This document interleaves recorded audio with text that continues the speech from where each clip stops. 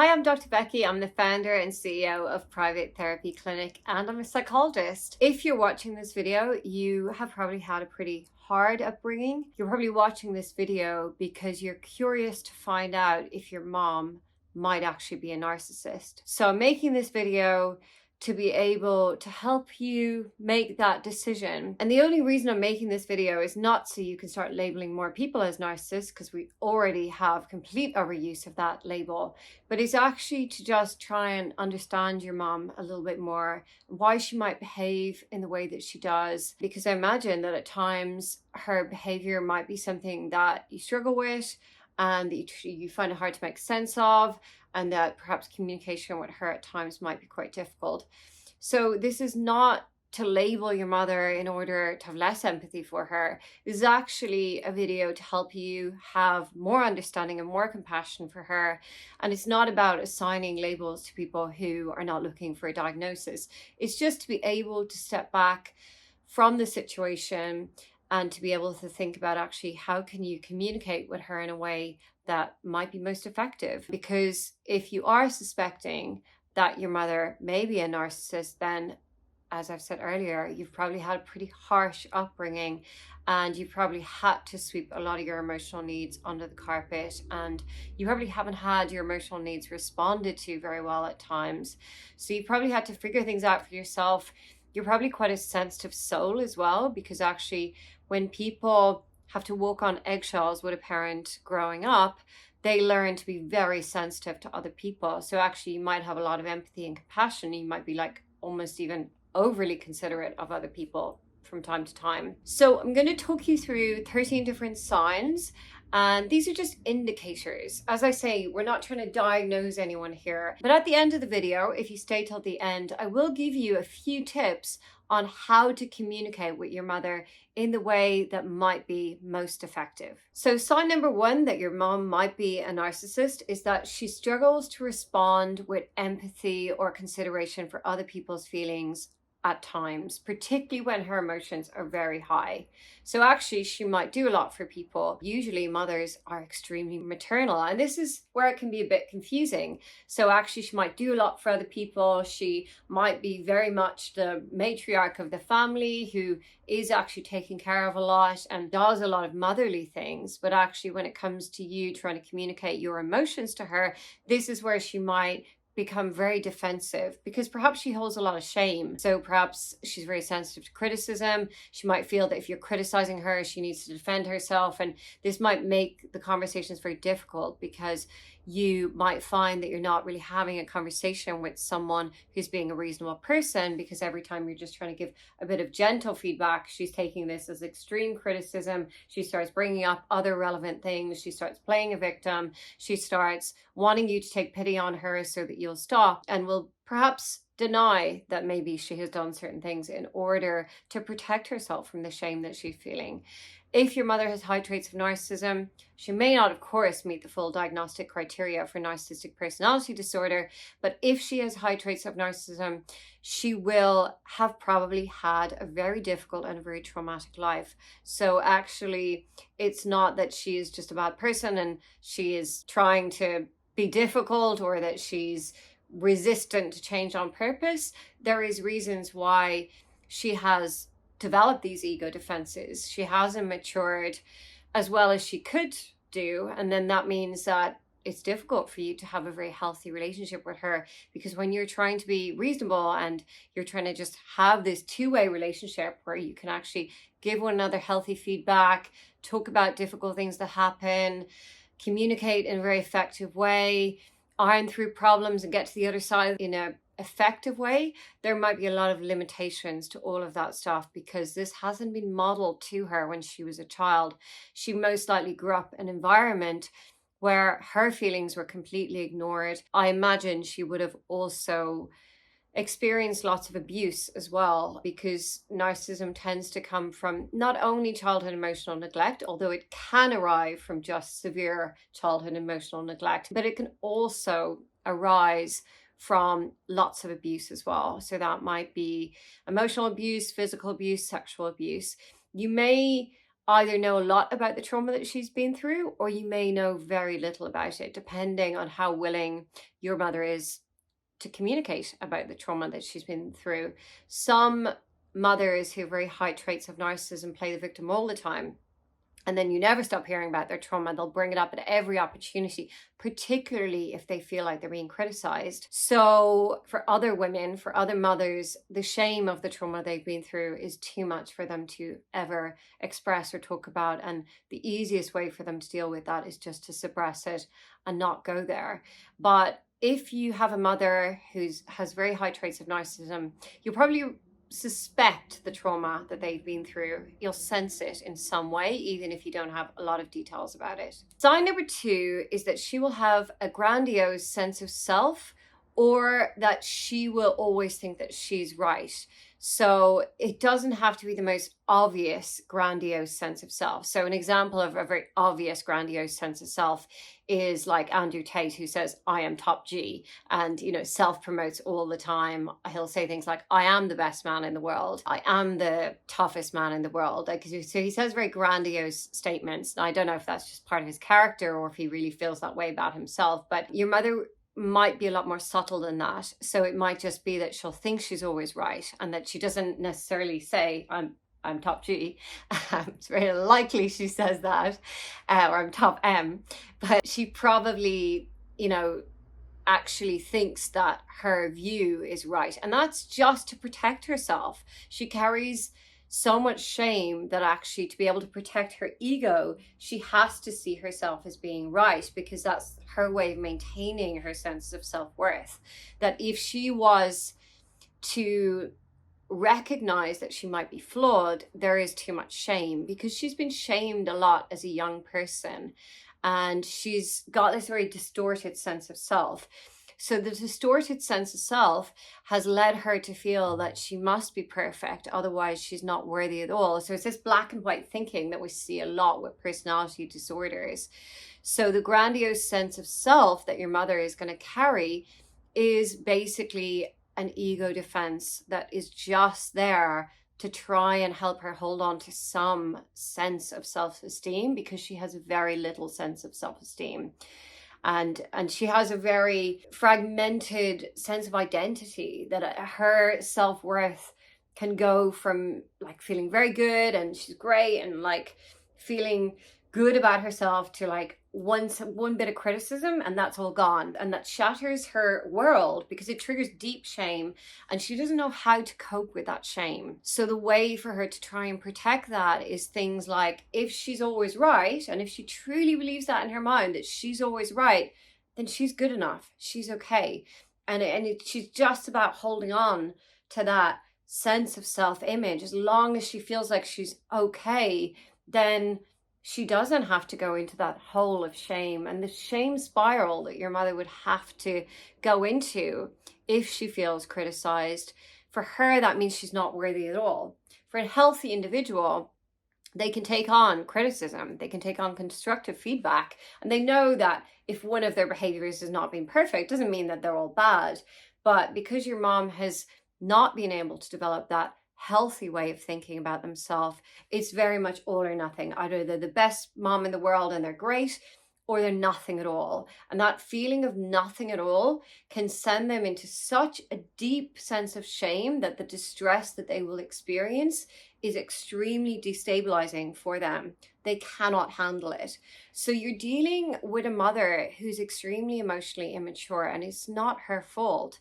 She has not been cared for in a way that has helped her develop a healthy sense of self. So you could at times step back from the situation. And I know it's tough because you have feelings and you have needs too, which have probably not consistently been attended to. Maybe she has attended to your needs at times, but she hasn't been able to consistently attend to your emotions or needs. So as an adult, you are now having to kind of put your feelings to one side and acknowledge and accept that they're never going to be fully consistently attended to by your mother. But you could, depending on where you're at in your journey of recovery, in your own emotional journey, if you choose to have a relationship with your mother, you could decide to see her as a young person compared to you. That, you know, most likely if you're watching this video and you're interested in this kind of content, you have probably done enough work on yourself where you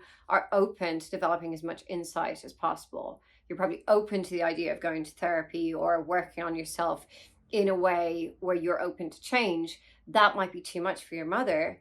So if you want to have a relationship with your mother, at times you are going to have to look at her as a deeply traumatized person who's had a very difficult life and just is not capable of meeting your needs, not because they're a bad or a horrible person. It's just that they have not been able to emotionally mature and grow enough to be able to meet your needs. So from time to time, you might be able to put your needs to one side in order to maintain some form of relationship with your mother. And I'm not saying you have to do that, because for some people, the relationship is so toxic that it's much better for them to have complete distance, or to have a decent amount of distance, or to have contact in the doses that are acceptable and okay for you. Because for some people, actually, if they have a narcissistic mother, having any contact with their mother at all can be too distressing for them and too detrimental to their mental health. And there's a whole spectrum of narcissism. So you might just have a mother who's highly narcissistic, but she can be very good at times, and you can have a good enough relationship, or like an okay relationship. Or you might have a very toxic mother who actually is quite cruel to you, abusive, says things that are very challenging and damaging on your mental health. So this video is not a one approach fits all. This video, like many mental health disorders, is about there being a whole spectrum of levels of narcissism, and every single one of us has narcissistic traits. So this is why it's so important to not just label people as narcissists. If people don't have the label, the diagnostic label of narcissistic personality disorder, it's better to not use the word narcissism at all, and just understand that your mother is someone who perhaps doesn't have great empathy, particularly when she's feeling very strong emotions or when she feels criticized. She's not very good at seeing things from other people's perspective. She hasn't worked through her own trauma and emotional pain. Her ability to grow and change as a person is quite limited, and she's just had a very difficult life. So therefore, she is emotionally immature. So you could maybe just say that your mother is quite egocentric at times, or that your mother is quite emotionally immature when it comes to certain topics. So you can describe your mother, you know, even if it's not to anyone apart from yourself, but the way that you think of your mother can be in a very respectful way, because I think the overuse of the word narcissist, it's so disrespectful, and it's so painful for people who have very high traits of narcissism, where it really does affect their interpersonal relationships. It's horrible for them to be called narcissists, because that triggers a lot of shame in them, and then that leads them into a shame spiral, which causes a lot of distress. So try not to use that label, particularly don't use it in fury, because a lot of people get so frustrated with people who have high traits of narcissism that they often just throw out the word "you're a narcissist" when they're in a fit of rage. And it's okay to have fits of rage with your mother at times if you're experiencing tremendous amounts of lack of empathy, particularly when your needs are not being met and you keep going over the same cycles again and again and nothing is changing. You can, of course, quite understandably experience rage or anger at times. That's quite normal, because being gaslighted is infuriating. Not having your emotional needs met is infuriating. Having memories of not being attended to in a way that was consistently caring, and perhaps being a victim of abuse as a result of having a narcissistic mother, is absolutely infuriating, and you might carry a lot of anger. However, getting angry with your mom, who might be a narcissist, is not going to actually achieve anything or get you anywhere, because she'll probably go straight into victim role, and she'll probably tell you about what a hard life she's had, or she'll make it all about her, and it's not going to be a reasonable conversation. It's not like you can just get angry and then all of a sudden she attends to your emotions and is like, oh, let's talk about this. What's making you angry? I'm so sorry. Did I do something wrong? You know, the compassion that you need is not going to be there when you get angry. So although you might get angry at times and feel like you have limited control over it. At times where you do actually feel like you have a choice over your anger or not, it's usually much better to not get angry, and to get angry maybe in therapy or in the privacy of your own home. You can throw a few pillows and release that anger in a way that's not going to harm anyone.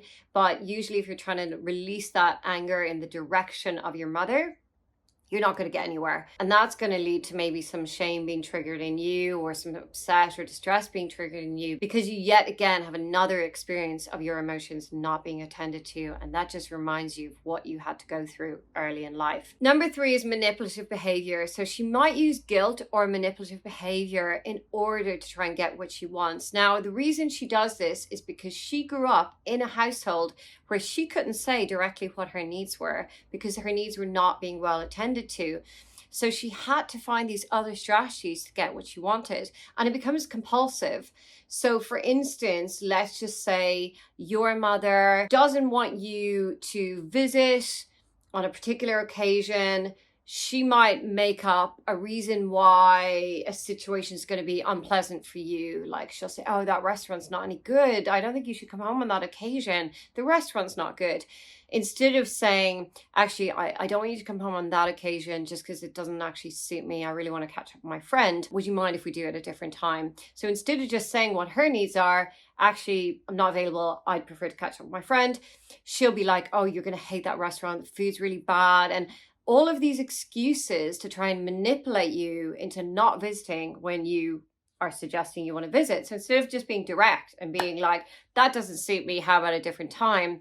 She has not had enough experiences in her life where she's been able to safely, in a straightforward way, just say what her wants and needs are, and for her to be able to get what she wants as a result of it. So it's very confusing when people start saying random things that sound true and sound like their reality, but it doesn't quite add up and it doesn't quite make sense, because you might know that restaurant very well, and you might know that that restaurant has been reported time and time again to have Michelin stars or consistently good reviews, or like known by the neighbors as being like the best restaurant in the neighborhood or something. And it just like, you can't put your finger on it, because she's saying something that maybe could be true, but it just doesn't make sense. Like it's confusing. And this is gaslighting, but it's not like she's purposely trying to gaslight you. It's not like she's thinking in her head, oh, I'm going to gaslight my son or daughter. She's thinking, I don't want this. How can I make it stop? And she feels uncomfortable, and she's like feeling her emotions, which she's not very good at feeling her emotions, because she learned from a very young age to suppress her emotions. So she's feeling not happy about something, and all she can think about is, how can I make it stop? How can I make those uncomfortable situations go away?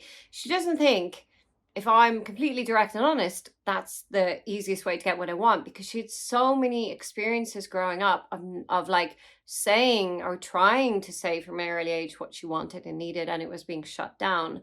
So this is a woman who's experienced a lot of abuse, a lot of neglect, a lot of trauma, a lot of not being considered.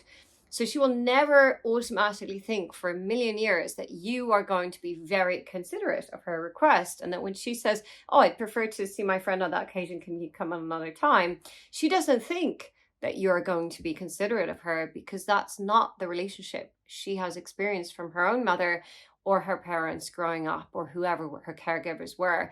There is something that has happened in her childhood that has led her to automatically believe on a very subconscious level, without even thinking, that her needs will not be met, and that she has to always find another way of getting what she wants, that she can never be direct. So her experience of being direct is non-existent. It has never been successful.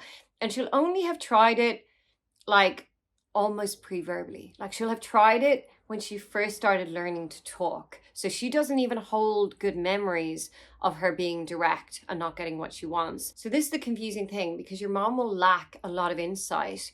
So she doesn't remember the memories of her being like 3 years old and she asks for like her bottle or something, and then she's just like being ignored, or like being punished incorrectly. Like she doesn't remember all of those horrible things that happened from a super young age. But on a subconscious level, she remembers being direct doesn't work. okay, how do I figure it out? How do I figure it out? So like she will have had to do things to get her needs met. So like the bottle that wasn't given directly to her, just as an example, she would have had to like do something else to get it, or like get a sibling to help her, or like or as she gets even a bit older, like lie to get what she wants. And this manipulative behavior is a survival strategy. It is not a strategy of a bad person. Like it's not a strategy of an innately bad person. This is a survival strategy because people who learn to manipulate, they do it to be able to get fed. They do it to be able to get love. They do it from such an early age, and it just becomes their way of operating. So although it might seem crazy that your mom doesn't just say, oh, I don't want to see you on that day, I want to see you on a different day, to her, she hasn't had any positive experiences of being able to say, oh, do you mind if we do it this way? And for everything to be okay. It's just not safe. And she has that lack of safety. The feeling of lack of safety is deeply ingrained in her. Communication was scary because she was constantly shut down, disappointed, neglected, told no, made to feel bad. And it's really ironic because the tables are now kind of turned, and she ends up unconsciously, without meaning to, making you feel bad quite a lot, because she can't be a straightforward communicator because she's never had a role model in her life who is an effective communicator. Sign number 4 is that she needs admiration. And this is again about her very fragile sense of self. She needs that to be topped up externally by others. She needs to be told that she's good enough in some shape or form. And she might do a number of different behaviors to be validated externally by others. She might be a people pleaser. She might even be a compulsive people pleaser, where she really goes out of her way again and does too much for people in order to be validated. And then she ends up resenting people for it. There might be other things that she does to be recognized, but actually being recognized by other people is something that she will compulsively need, because she doesn't have that internally. She doesn't just intrinsically feel good enough about herself and know that she's worthy without getting that external validation. And that is exhausting for anyone who really relies on external validation, or external validation from certain sources, because for some people it's not from all sources. For some people it's from particular people. From other people it's from a very wide range of sources. But when you look at your mother doing things, and it'll be usually doing things that are exhausting for her, doing too much or trying too hard, all this kind of like people pleasing or validation seeking behavior is just to try to continuously top up her self-worth. It's like putting a plaster on top of her self-worth, but that plaster needs to keep going on consistently. It doesn't last very long. So seeking external validation is short-term relief for very low self-esteem. And she might get very upset when she's not getting this validation. So this will mean that actually at times where she feels criticized, she might be very sensitive to it, because that's the opposite to the validation that she needs. And if she is getting a lot of validation, you might see her shine in those times. You might see that like she is looking and feeling and acting her best self because people have validated her. There's all sorts of unusual things that mothers who have very high traits of narcissism do in order to feel good enough. And that might be everything from like taking in like too many animals, like to care for them, like adopting too many animals, or like adopting extra children that it doesn't quite make sense for them to be caring for. And I'm not saying that these behaviors are bad, because of course you can adopt an animal or adopt a child and it's amazing, and you're doing it for the right reasons, and you're doing it out of love and care, and it's not compulsive. But the same kind of behaviors where it just seems like it's a bit too much, or it mightn't even seem a bit too much. It just might seem like the person's very like happy doing it, but then you kind of start to sense the resentment, or you start to kind of think they must be exhausted from all of this kind of overdoing for other people. That's when you might start to see that actually the exact same behavior that in one person is actually very positive behavior, and another person can be something that they're just solely doing for their sense of self-worth and for that external validation, and it's actually not healthy for them because it's excessive. And this creeps into codependency as well, perhaps, but not always. your mother might have a partner that she does too much for, and the partner is very dependent on her, or children or some of your siblings are very dependent on her, and she does too much for them in order to have her sense of self-worth topped up, and then she ends up holding resentment. So people pleasing with narcissistic mothers is a very common thing. It depends how covert a narcissist your mom is, or how overt a narcissist your mom is. Particularly in covert narcissistic moms, you will see a huge amount of people pleasing behavior, because moms are maternal. They do caring stuff. But when caring gets compulsive and gets out of hand, it's good for you to kind of question, what is that really about?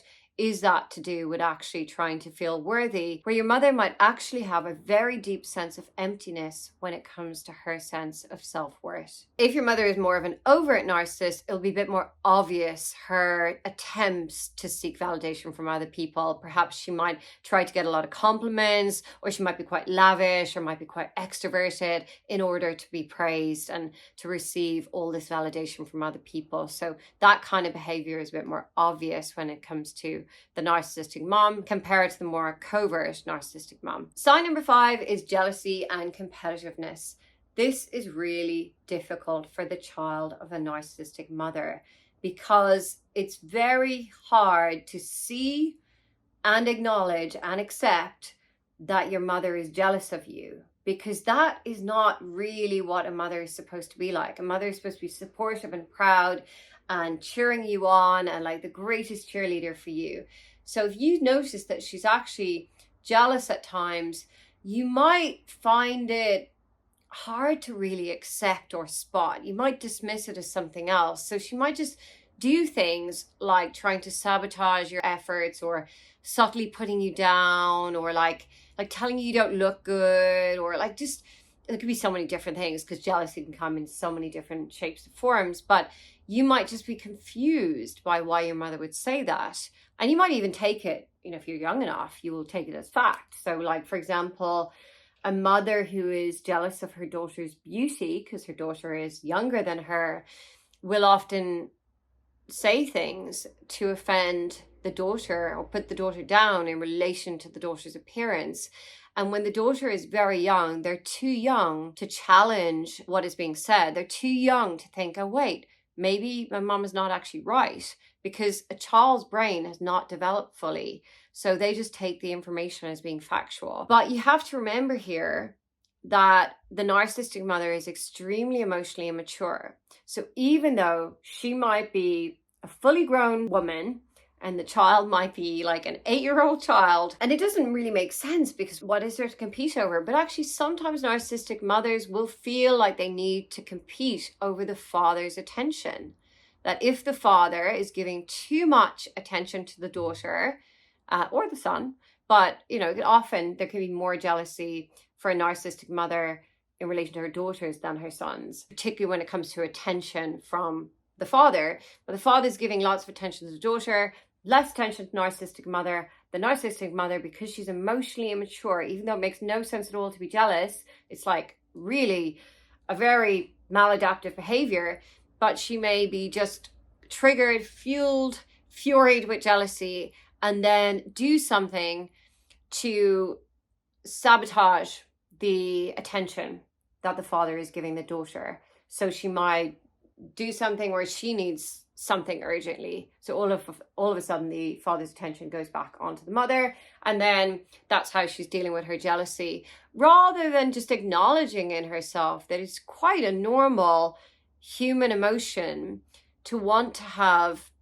attention from your partner. And that if your partner is busy with childcare needs, yes, you're going to get less attention, but you're parents and you're doing your best and you're just trying to manage having children, and that any disappointment, envy, or jealousy that arises, an emotionally mature person just manages that and says, oh, I'll try to have a chat with my partner later, and I'll try to negotiate a little bit more time, focus, or try and figure out more childcare, or do something to address the disappointment or the jealousy or the feeling of being neglected within. But an emotionally immature mother is not able to manage her jealousy very well.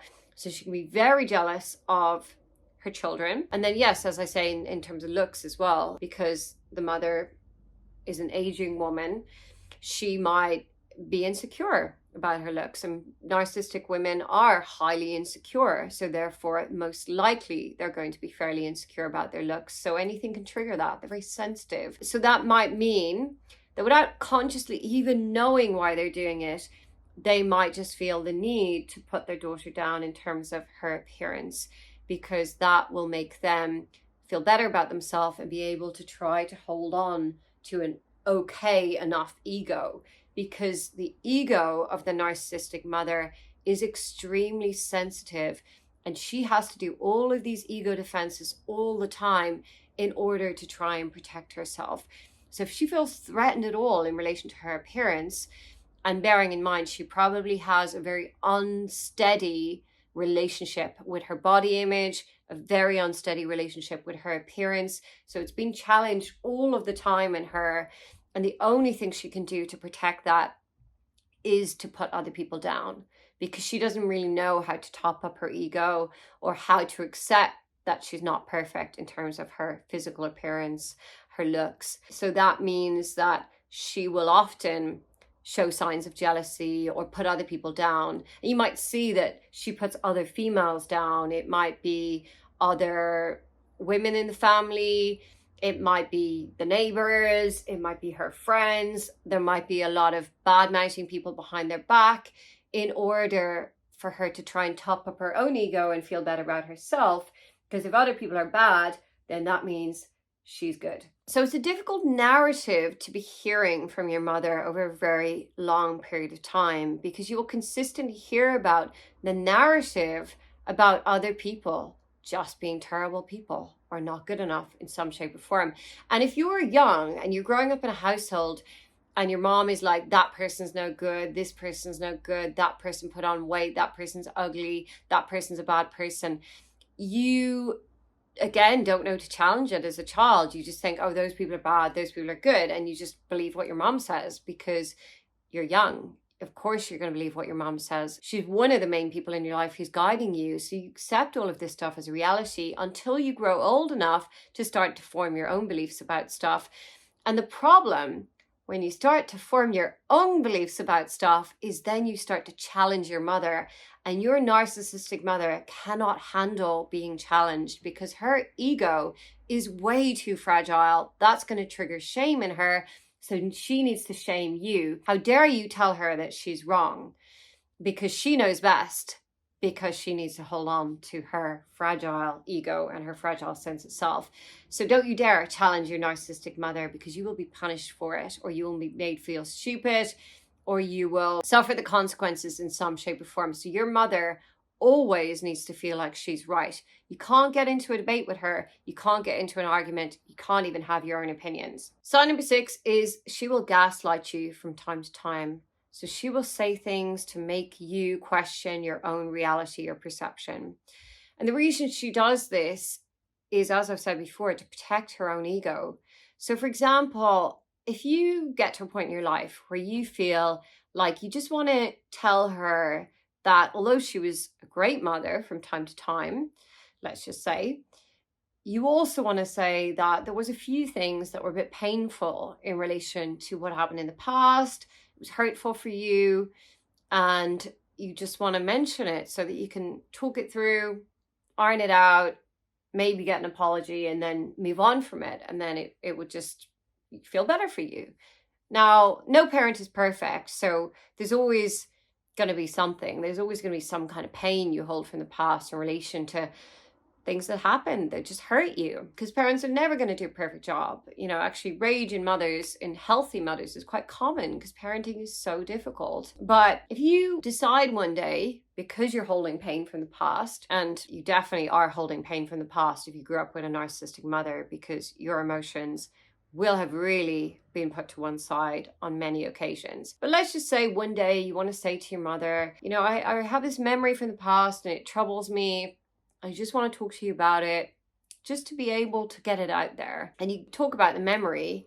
It might be like a time when your mom raised her voice and like said things that were hurtful for you. And you might even be saying, look, I know parenting was so hard. I know that it was really tough for you, but like it was just a hurtful memory. And all you kind of need from your mother is just for her to say, oh my God, I'm so sorry. I'm so sorry if my words ever hurt you. And what you will be met with is not going to be an apology at all. She'll probably start to play the victim. She'll make excuses, or she will gaslight you. She will tell you that never happened. I don't remember that, because it causes too much shame for her to receive any constructive feedback about her parenting. There is too much shame that would be brought about if she sees herself anything other than the perfect mother. So she cannot be challenged. You cannot talk about historical events to be able to have conversations about them in order for you to heal and move on. She will never apologize to you. It would be extremely difficult for her to do so. And if she does apologize, she might not mean it, or she might be doing it for an ulterior motive. It just might not seem completely genuine to you. She won't own that responsibility, or she'll apologize and she'll say, but I had such a hard life, and she'll have all these excuses as to why her behavior was actually okay. So she'll try to rationalize it. So trying to have these conversations where you can just bring up something about the past and talk it through and move on from it like you would in any other healthy relationship is not going to be possible with your mom. And that's where a lot of gaslighting might creep in, because she needs to deny that she was anything less than perfect, because otherwise it triggers too much shame for her. Sign number 7 is that she's emotionally volatile. So your mom exhibits extreme emotions, either very dramatic emotions or mood swings, or signs that she's just not handling her emotions very well.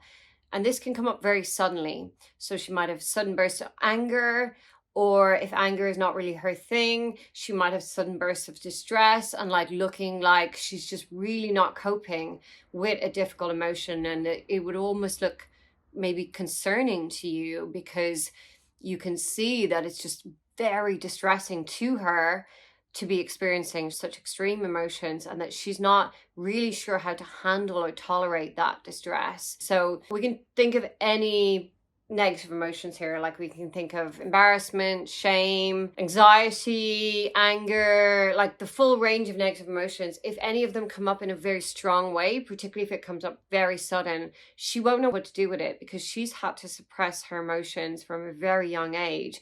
And if she can't suppress them very quickly, it's going to be difficult for her. She's going to struggle. So you might see that she's kind of going into a panic if it's like anxiety, or if there's conflict, because she's not going to be good at dealing with conflict. Some mothers will get very angry and won't be able to control their rage. So whatever she's going to be trying to do when she experiences a negative emotion that's very strong for her, you will see that she's not coping well with that emotion. She's not able to regulate it very well. And that means that actually it gets very tricky for her, or it gets very tricky for the family environment if she's feeling a strong emotion.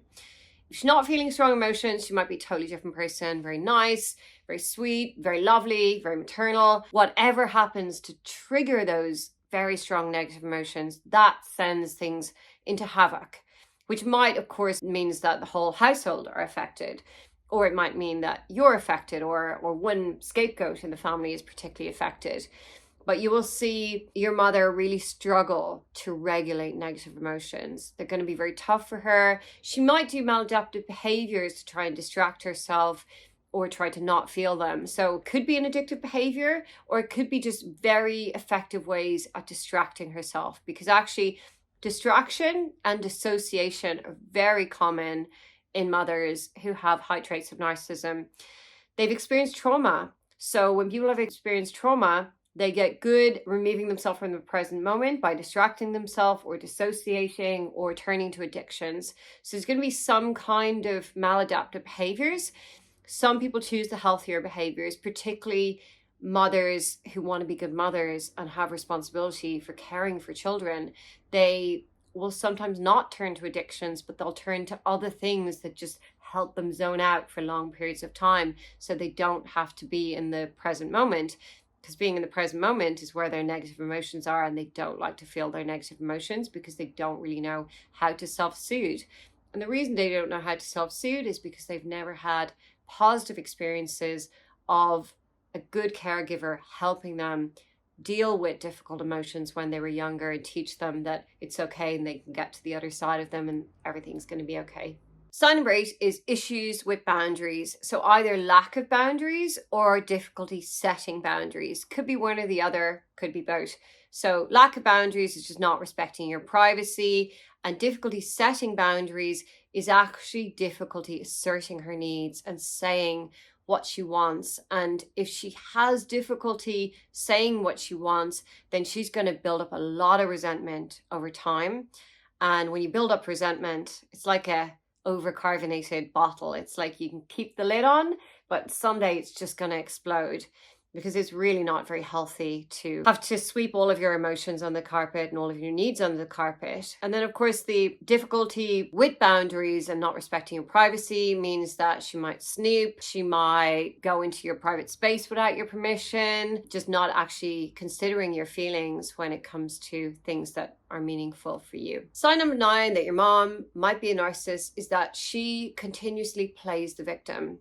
This can be hard for you to witness and watch, because if you've grown up with a mom who plays the victim a lot, most likely you do not play the victim, because it's something that you've witnessed, you've seen that it's ineffective, and it's most likely something you've consciously decided that you're just not going to do, or unconsciously decided you're just not going to play that role yourself. If your mom plays the victim, she probably really has been the victim. So this is a hard one, because you watch someone play the victim and you just think, what the hell are they doing? This is not effective to just keep pretending like you're the victim and that you've no control, because clearly you have control. So actually what's going on here is that someone who plays the victim really was the victim, really didn't have control.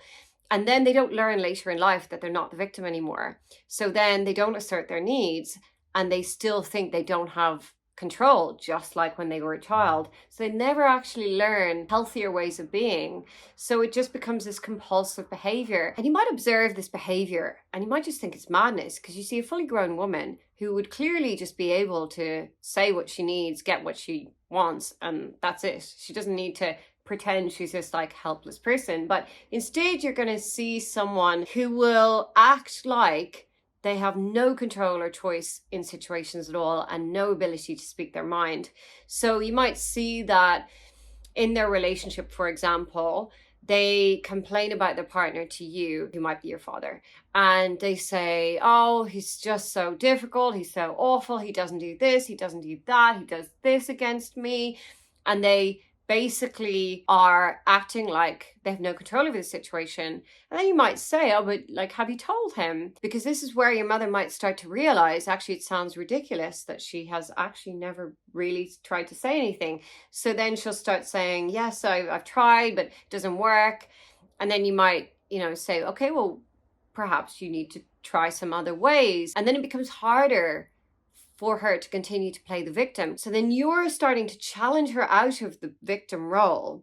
And then this is a very difficult situation for your mom to be in, because she likes to play the victim. She knows that role very well and she's comfortable with it, and complaining is her way of feeling heard and feeling validated. So the most effective thing for you to do in this situation is to not challenge her and just show compassion. That must be really tough. And not try to intervene, because if you try to intervene and you challenge her on being the victim, she's going to feel criticized. She's going to feel stupid or shame for not actually being able to assert her needs. And then you're in this kind of spiral of being involved with trying to help the victim when the victim doesn't want to be helped. Not that she consciously knows that she doesn't want to be helped, but she knows no different than to be the victim. It is her script. And if you're challenging her script, it's going to be upsetting for her. She's going to get angry with you. She's going to resent you for making it seem so simple to not be the victim. Because for her, it's not simple to not be the victim. For her, she only knows to be the victim. She's experienced horrific trauma or abuse, and the victim is all she knows. She can't imagine a world where she just says, oh, do you mind, loading the dishwasher or whatever, and that she can say it in a way that she can really negotiate her needs. So for you to see that as being really sensible, like, oh, why don't you just ask him to load the dishwasher? She will just be like, that makes no sense to me. I don't know that world. Whereas you probably know that world very well, of being able to just ask for what you want. And if the person doesn't do it, you just ask them again. And If they don't do it again, you sit them down and just explain why it's so important to you, and you negotiate and you are able to get your needs met. So this might cause conflict for you and your mom if you're trying to help her not be the victim. So perhaps the best choice for you, if you want to have a relationship with your mom, and I know this is really tough, is just for you to say, oh, that must be tough, model some compassion, but not actually try to get involved in trying to change the situation. Because when you get dragged into this cycle of someone playing the victim, it's going to go against you in some shape or form. Now, you might need distance. If this victim role just drives you too crazy, you might just listen for a while and then create some distance so that you can keep yourself sane and healthy. But it doesn't tend to work to challenge a mother who likes to play the victim. It tends to turn into conflict. And then that means that you'll end up experiencing distress if you end up going into conflict with your mom. So the best thing to do is to try to kind of stay out of it. But you can model positive behaviors, and a positive behavior is to just show compassion. Like if it was a friend of yours who was sort of complaining about something, you'd show a certain amount of compassion. You're not going to let them keep going on about it forever, because that's not a very satisfying mutual relationship. But with a narcissistic mother, you're already in a position where it's not ever going to be a satisfying mutual relationship. So if you want to have some relationship with them at all, you kind of have to suck things up a little bit and, show some compassion, model positive behaviors, but look after your mental health at the same time and decide how much dose of being around your mom is healthy for you. Of course, if you decided not to have a relationship with your mother, then that's fine too. Perhaps you've decided your mom is just too toxic and it's too distressing for you to have a relationship with your mom. Your decision is completely the right decision, because you know best. It is your life, it's your feelings, and you really want to make your own judgments on this. No one can tell you whether you should distance yourself from your mom or how to really tackle a narcissistic mom. The only advice I would give is just tune into your mental health and tune into what feels right for you, and just do things on your terms that makes your life as happy and fulfilling as it possibly can be. If you want to have a lot of contact with your mom, who can have difficulty seeing your perspective and who can have difficulty with empathy, then you will function better in that relationship when you're showing her compassion and empathy. When you start to challenge her, it's not going to go in the right direction for you. And then you're going to probably experience a lot of distress, because there's conflict, and there's conflict that can't be resolved easily. So choosing an easier life for yourself is the best way for your mental health. And for some people, choosing a lot of distance or choosing lots of distance is healthiest for them. But you know best. You don't need any expert to tell you exactly how much dosage of contact to have with your mom. It is your judgment call, and you are the best person to make that judgment call, because you are the only person who knows how your mother's behavior makes you feel. Sign number 10 is criticism and belittlement. Your mother might criticize you or belittle you or put you down, even if it's in the most subtle of ways. Or in the very best case, she might just not validate you. And therefore, you might really struggle with self-worth issues because of a lack of validation for your entire life from your mom. You might have had to try and seek that validation elsewhere because you never really felt good enough, because you didn't really get that intrinsic sense of self-worth from your mother.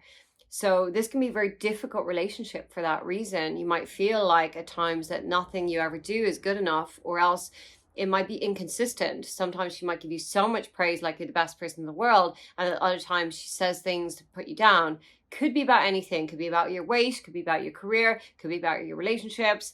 It could be trying to have a lot of input on your life, or telling you how to live your life, or just looking very blank when you're trying to tell her about some achievements that you're particularly proud of. People need to be validated by their mom. That's a very normal thing. So if you achieve something great in your life, or you meet a milestone, you want your mom to be happy for you. There's so many things in your life that you actually need your mom to be happy for you about, and it just helps you feel good about yourself. It is a very important relationship. So what your mom thinks of what you're doing with your life and what your mom thinks of your milestones in your life, it just is important to people. And it's difficult when you can't rely on just that sense of your mom just feeling truly happy for you. It's the nicest feeling in the world when someone gets that from their mom.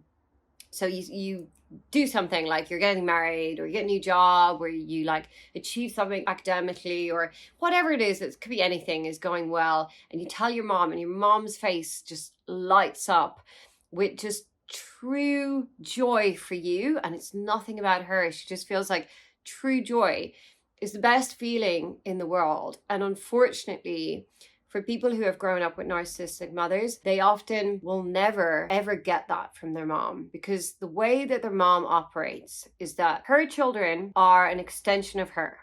She always sees her children being an extension of her. What her children do reflect on her, reflect positively on her, reflect badly on her. So everything that you're doing in your life, everything you're achieving, everything you do good, everything you do bad, is about her. So because she feels you are an extension of her. And this is actually called enmeshment. It's when it's all too confusing where you start and the other person stops. So enmeshment with a narcissistic mother is your mother's inability to see that you are a completely independent person than her. And you have your own personality, you have your own wants and needs, and you're just different to her. She can't see that because she's emotionally immature. So all of your life, if you do something wrong, she will feel shame, because your actions, if you do something bad, your actions mean that she's a bad mother. So she will try and control you because it controls her sense of shame. So this is very difficult because you know that your behavior is affecting her in a way that is quite dangerous. You're kind of walking on eggshells a bit in relation to your behavior, because she is very easily triggered in relation to shame. So then you'll know that you have to be really good. Otherwise, you're going to be punished in some way for it. She's going to feel bad, and then she'll make you feel bad.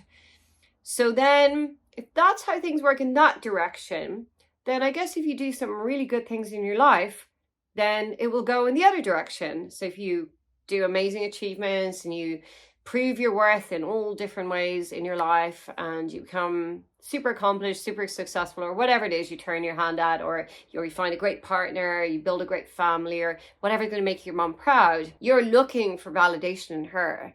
And that validation never really comes, because she is not good at separating you from her, and she makes things about her. So therefore, your achievements, if it makes her feel really proud, because then it validates her and it makes her feel as a good mom, then she'll reward you for those achievements. But she will struggle to just feel joy because it's you, and because you're independent. And she will struggle to feel joy just because you're happy, because she hasn't matured enough in a way where she can feel true joy and happiness for other people and not make it about her. So she is really operating with a very fragile sense of self. Her self-worth is heavily reliant on what her children do or don't do. So that's going to mess you up a bit. That's going to make you do and not do certain things in life in order to try and prove yourself as worthy to your mother. And you might get over that at a certain point in your life. You might be like, oh, I just don't care anymore. I can see her dysfunction. Like, I can see that she is quite traumatized, or I can see that she's got very high traits of narcissism. So like nothing I do is going to really please her, or like it's very messed up what pleases her and what doesn't. So then you might operate more independently, and then that becomes healthier, because you're no longer living a life of trying to please your mother. She's never going to win. Your mother's never really going to be pleased. So it is healthier if you can kind of separate yourself from your mother in that sense, and just think about the fact that she's not really able to feel joy for your achievements, because your achievements are too wrapped up in relation to her self-worth, and that's just not very healthy for you. So it's better if you just try to live a life that makes you happy, and make decisions in your life that make you happy, not what's going to make your mom happy. So whatever partner you choose the partner for you. Do not choose the partner that's going to make your mom proud or happy. And same with career, etc., etc. So if you reach that point in your life, great, because then you're no longer trying to please a mom who can't ever really properly be pleased. Sign number 11 that your mom has high traits of narcissism is that she projects her faults onto other people. So if she has something that is a fault in her or something she's not good at, she will often pick it up in other people or see it in other people where it doesn't really exist. And that is comforting for her. She'll often project onto her children. So for example, if your mom has dyspraxia, let's just say, she will automatically assume that one of her children has it or all of her children have it. And she might push for a diagnosis and have convinced herself that her child has the same thing. So it's just comforting because she is seeing that, oh, actually, this is common. Other people have it. Particularly my children might have it because my children are extensions of me, that enmeshment thing again. So she'll be far too likely to assume that the faults she has, other people have. It protects her ego to feel comforted in that way. Sign number 12 is conditional love. This is a tough one. So unfortunately, your mother will only be loving towards you if you're complying with her and if you're being the child that she wants you to be. So this means you can't really disagree with her. You can't really do things that would cause her shame or a huge disappointment. It's better if you sort of go along with what she wants. In conversations, better if you focus on the topics that she wants to talk about. You can't really challenge her. There will be a lot of situations where if you're not being the good child, you receive punishment. Either she's just unpleasant towards you, she's not very loving towards you, she ignores you, or is even worse because she can be quite abusive towards you. There's consequences. Obviously different reactions from different mothers because everyone is an individual. Some people are going to be a lot more harsh than others, but she will be the best mother to you and the most loving mother to you when you are compliant. So if you can be the child that she wants, you are going to receive the best version of your mother. If you're not playing ball with her, then you're going to receive the worst side of her. And that's going to be really unpleasant for you. It's hurtful to not have a good relationship with your mother. So it's easier for you to be the good child. But for you to be the good child, you might end up having to live your life in a way that doesn't actually make you happy.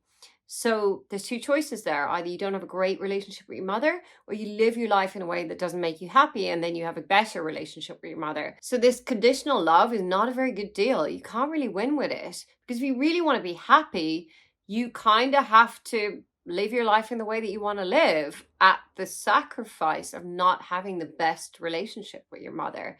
So it's a whole balancing act of like, how can you have, if you choose to have your mother in your life, how can you have your mother in your life, keep her relatively happy so that you get the best version of her and that you get positivity from her, but that you still actually exercise your own will. Often people who have mothers who are narcissists will receive very different experiences of a mother than their siblings. And this can be really, really confusing. So a child of a narcissist can have one sibling who's the golden child and they will never have been punished. They'll always have been praised. They'll have received a lot of support. And another sibling could have had just a totally different experience, physically abused, verbally abused, put down, like really experienced a lot more trauma than one of their siblings. So it's very common for children of narcissistic mothers to have different experiences of the very same mother. Finally, sign number 13 that your mother might be a narcissist is that she will ignore your physical or emotional needs. Maybe both or maybe one. In mothers who like to be the good mother and genuinely have tried to be the good mother, because actually some mothers with high traits of narcissism are really dedicated to the role of trying to be a good mother. So they manage to meet all of their children's physical needs, sometimes even too much at the expense of their own needs. And some narcissistic mothers are compulsive caregivers. And if that's the case, you might have only had your emotional needs neglected. Or what's even more confusing is that some of the time you might have had your emotional needs severely neglected, and then other times your mother might have been amazing at attending to your emotional needs, particularly when she was feeling quite good and positive. But when she's not feeling good, you could have been really severely emotionally neglected. So this is pretty confusing. You might have also had physical needs neglected from time to time, or you might have had your needs overlooked. You might not have noticed when you had physical needs that needed to be attended to. And she certainly might have missed a lot of your emotional needs. So those were the 13 signs that your mother might have very high traits of narcissism. She might not meet the full diagnostic criteria for narcissistic personality disorder, but she might be very high on narcissistic traits, higher than is what is reasonable in a healthy individual. If you've had this upbringing, you've had a very tough upbringing, and you've probably really struggled without the emotional support, at the very least, that you needed when growing up, this is definitely going to have impacted you in a whole number of ways. It's going to have impacted you in relation to the way that you regulate your emotions. It's going to have impacted you in relation to how you form healthy relationships. So it's going to have impacted you interpersonally. You might also struggle somewhat with your mental health. Some people might struggle more than others, but regulating emotions might be difficult because you grew up with a mom who was not consistently attending to your emotions. This relationship might be a very difficult and confusing one for you, and there might be other dysfunction in your family as a result of having one key member in the family not operating very well on an interpersonal level. It is really tough if you have grown up with a mother like this, and often people do need to go to therapy or do benefit from going to therapy to try and make sense of it all and to try and gain insight, because often people who have grown up with narcissistic mothers will protect the image of their mother for a very, very long time. So it's not uncommon for people with narcissistic mothers to see their mother as perfect for a long period of time in their life, until one day they wake up and develop insight and are like, oh my God, my mother was actually quite self-centered and not so caring, and shamed you and made you feel bad for having emotional needs and neglected your emotional needs, and would kind of brainwash you into believing that she was the victim, and all this gaslighting behavior and all this crazy stuff that means your reality was one way up until a certain point, until you wake up, you become awakened. Sometimes I have encountered people who have viewed their life and have viewed their mother in one way for so much of their life that when they start to see things differently, they go through a really traumatic period of trying to process the new information that actually life as they knew it, or life as they thought it was very different to what they really believe. Now, this is not everyone, because some people are able to see the problems with their mother early on, or gradually they're able to see it. But often people are so protective of their mothers, they can't see their mothers as anything but good mothers. So then the day they realize that, oh my God, my mother was actually a very different person and nowhere near as nice as what I thought, nowhere near as kind as what I thought, and was quite self-centered, quite egocentric, was quite manipulative, all of this stuff, people can go through a very tough time processing that information, and they can really struggle with that until they've processed it. Once they've processed it, then they can get better. But it can be a very difficult period in someone's life when they're starting to put two and two together and realize that their mother was so different from what they thought. Of course, everyone who has a narcissistic mother is an individual, and they have their own journey and they have their own story, and every mother who has high traits of narcissism has their own story and their own journey, and there's always an explanation as to how they got there and how they became that way. It's not just a neurodiversity thing where they're born that way. It's trauma that leads people to have high traits of narcissism and leads people to not develop as healthy as they possibly could be. If you have questions about this video, you can leave a comment below. If you're interested in having therapy because you've grown up with a mother who might meet some of the description of what I've talked about in this video, you can contact Private Therapy Clinic, where you can have a free call with one of our therapists. They'll be able to offer you some advice about what might be helpful in terms of therapeutic approaches and best therapists for you. And if you want to see more content like this video, please subscribe to my channel.